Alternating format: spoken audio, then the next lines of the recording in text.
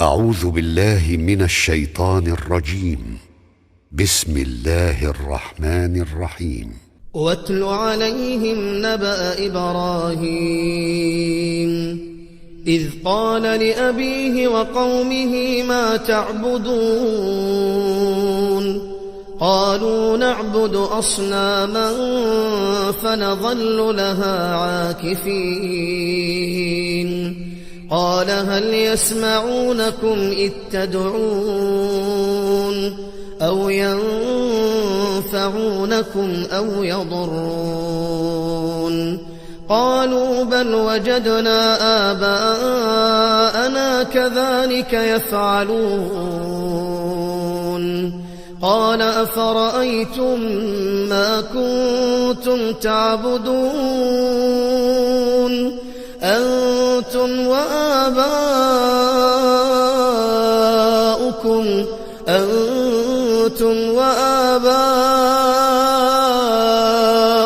الأقدمون فإنهم عدو لي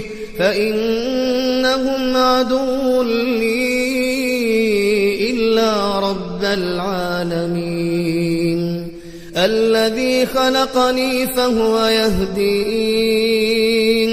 والذي هو يطعمني ويسقين وإذا مرضت فهو يشفين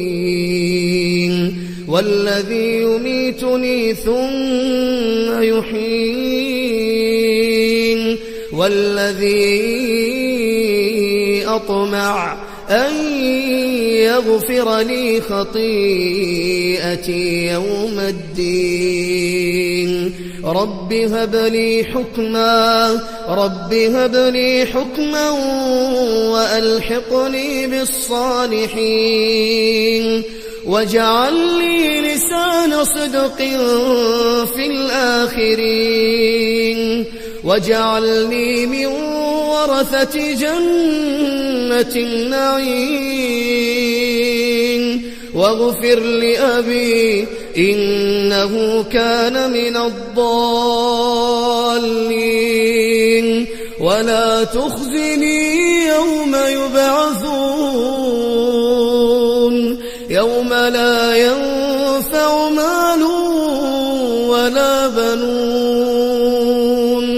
إلا من أتى الله بقلب سليم.